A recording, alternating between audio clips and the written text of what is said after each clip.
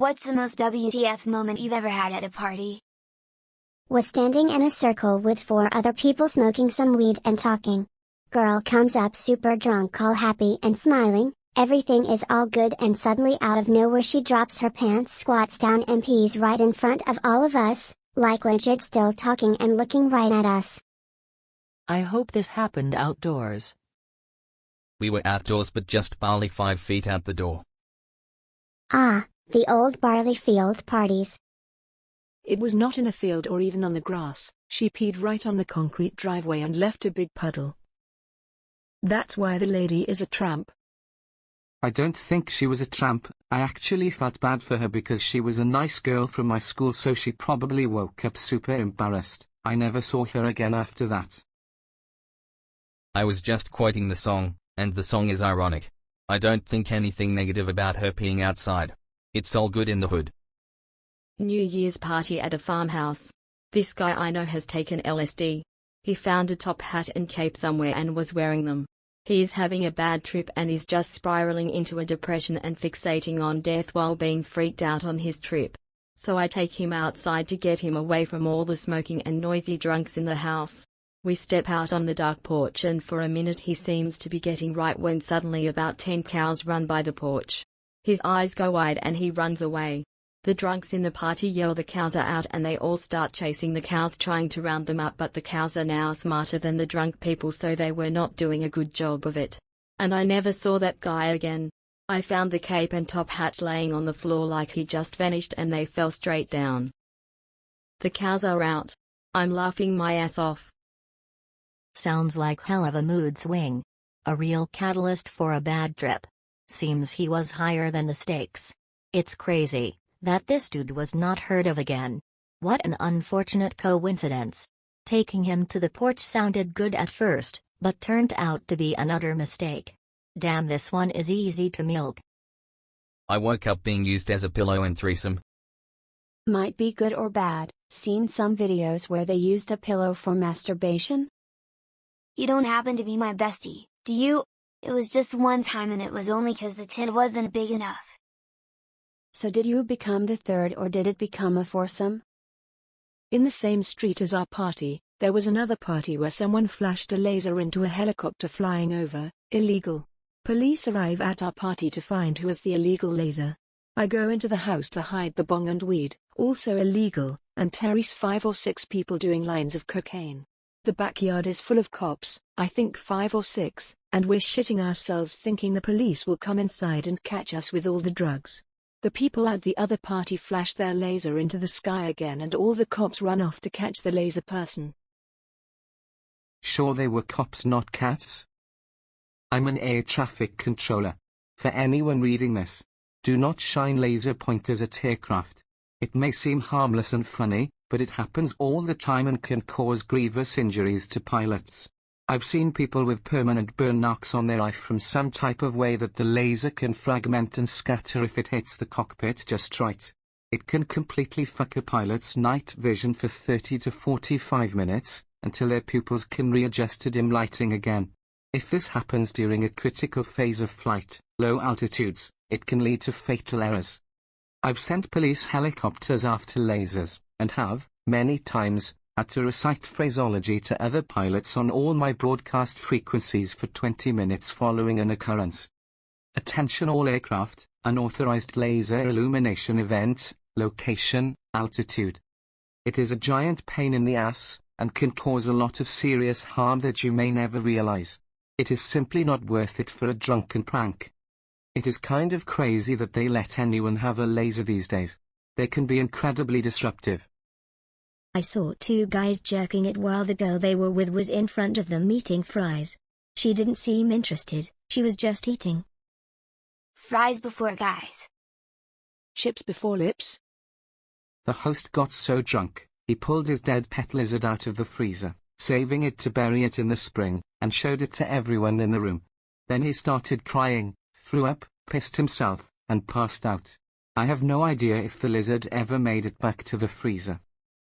A girl took my pillow without my knowledge and then proceeded to throw up all over it. She said she would get me a new one. Alison, it's been 3 years, please give me a new pillow. Frown.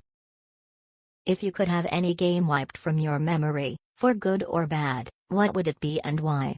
I personally would love to have The Witcher 3 wiped from my memory purely so I could replay it again from scratch. Other notables for me would be RDR2, Mass Effect 1-3 and KOTOR 1-2. League of Legends. So that I can finally be free from its curse. Ooh. This game seems to be fun, gonna try it out.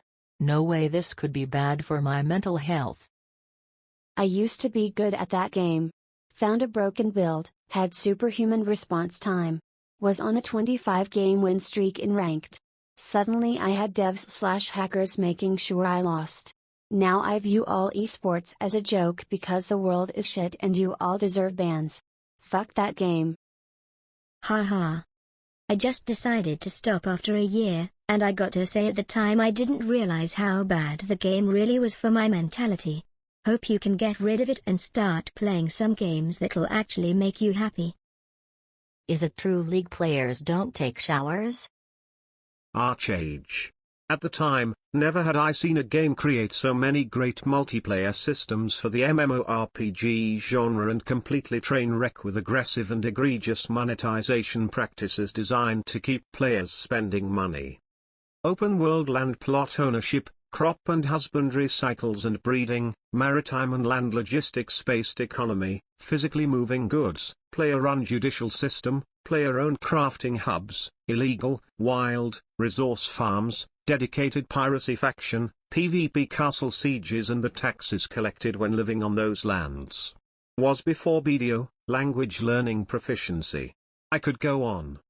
Excel Games Archage could have easily been a top 3 MMORPG next to WoW and FXIF but lied to its initial player base about its intent and continues to this day. Archage was the next step in the genre but short-term money got in the way of a lasting legacy. What you described is exactly what I think an MMORPG should be, minus the microtransactions and milking the player base. Man, Archage was some good times. God this, it came out and scratched the Ultima Online itch in such a gratifying way. They fucked the entire game by trying to turn it into a MTX mine. Then they bait us with AA Unchained, promising no P2W for purchasing the game at a decent price. The Hiram gear system sucked, and they kinda made the game lose its charm at that point lol. Now, if we thought Tryon sucked, a new publisher, Kakao Games, bought it and made Unchained subscription-based. Lol. I went to download it the other day just to see how the player base was and if it'd ever be worth it to get back into it. Now you need a sub on top of already paying them for the game. Wasn't the point to get rid of P2W and Patron for a streamlined system? Before they killed the game, people bought cosmetic shit, not like they weren't gonna make money lol. I hate you for mentioning Archage XD. Some of my best gaming moments ever were in Archage. Disco Elysium and the Outer Wilds, obligatory not Worlds. Disco especially, as it wasn't only a brilliant experience, but it kinda ruined most other games for me. You're just supposed to keep doing. You'll soon discover enough threads of stuff that you get a hunch that something is connected to something else, so you go and tug on that thread too, and soon enough you start building a picture. 2 to 3 hours isn't long enough to really start putting anything together yet. Just let your natural curiosity guide you, and if you have a crazy thought about maybe if I just try this it's probably right, so give it a shot. Make sure you look at the data recorder on your ship too, as that records everything you discover and shows it in a bit of a mind map kind of thing, helps straighten things out and figure what to look at next. The important thing to know about the Outer Wilds is that you, the player, actually have to learn a few things. Nothing super complicated. But the game doesn't give you keys or upgrades. Your keys are knowing how and when to do things. Look at the mind map on the ship. It will tell you what areas and mysteries you haven't fully discovered or explored. The game is a giant puzzle box, and the goal is to figure out what is going on in this universe. You can go to any planet in any order and make progress, and eventually piece together what's happening. Another thing to remember as well, the game can be beaten in roughly 15 minutes if you know what you're doing. Everything is locked behind your own knowledge. Think of it like a Metroidvania, but instead of unlocking a double jump to reach that path or missiles to unlock a door, It's gathering knowledge to get past progression gates, either by figuring it out or finding hints/outright solutions being told to you throughout the world.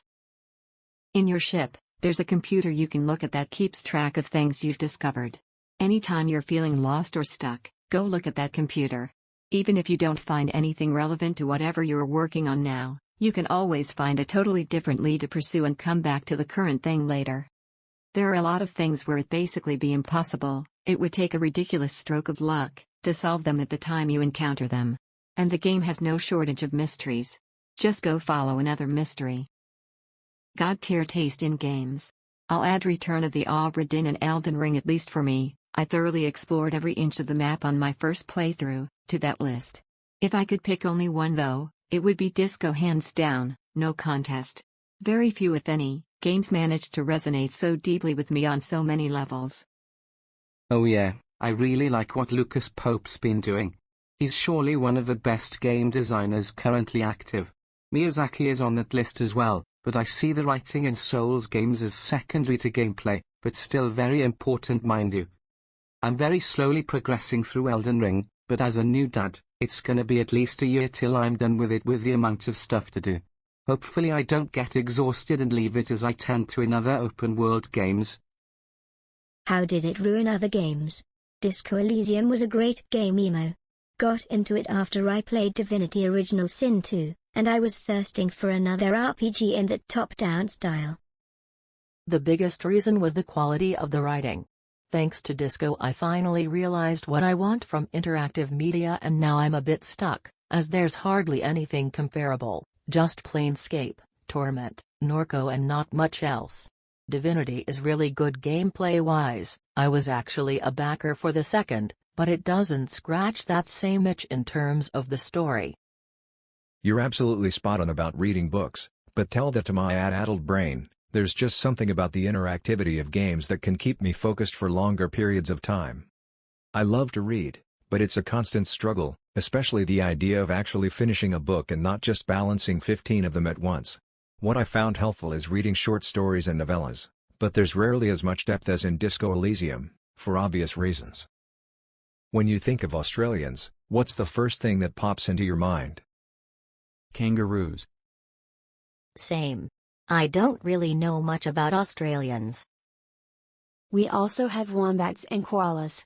Now that's 2 more things you know about Australia. And we lost a war against emus.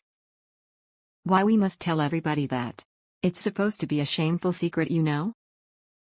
Yes, the Great Emu War of 1976 will not be easily forgotten. Feathers and bloody skid marks everywhere. Not just regular kangaroos, but boxing, gym rat type of kangaroos. Ones who will bench press you 1,000 times before throwing you off a bridge. MasterChef Australia, and they're bread with those colorful sprinkles. Fairy bread? What's it called? Cool accents and fun people who curse well. You mean the land down under? Where women roam and men plunder. Edit, I didn't even mean to start with the proper lyrics. Yet I'm being corrected. I forgot the proper lyrics, okay? And your women do glow. Glad I'm not the only one. The few times I've met an Australian, I'm from the Antipodes, so a bit unlikely event, I hit him with "Are you come from the land down under?" in the tune, and only one recognized it, and he was less than amused. There is no Australian alive who does not know that song. Few know that that's not a knife. Quote. Sad. See, that's my issue. I soon realized that they didn't not recognize, they just pretended they didn't. Which makes it all worse. An old TV ad for a bank, which concluded by letting me know they had offices in Wollongong, Warrawong, Dapto and Mittagong. What is the biggest life lesson that employment has taught you? Never stay at a job out of loyalty, because they sure as shit are not loyal to you. Also, your boss is not your friend. You can be friendly with your boss, but draw that line. Some organizations are better than others. Everybody's money is green, but companies are not all the same, and managers are not all the same. Don't waste your life working for one that mistreats you. I just went from unofficially managing a cafe, employed as part-time, but they had no manager, so I naturally stepped up for no extra charge, that I was expected to work 10-hour days with no breaks solo no matter how busy it was. The pay was phenomenal but I was burning out. I quit and got employed as Tuik in a different cafe that's giving me official and management role and benefits when the current manager leaves in a few weeks and they treat me so good I can't believe how I was living a month ago.